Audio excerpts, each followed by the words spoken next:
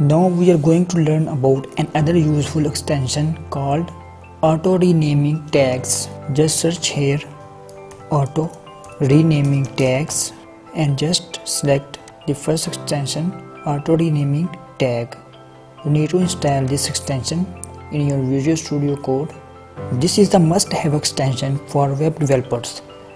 As the name suggests, it automatically renames the second tag if the first one is modified and vice versa. Now I will show you how this extension really works. If you want to rename this tag, just delete this tag, and if you change the first tag to bold, the second tag is automatically written due to this auto renaming extension.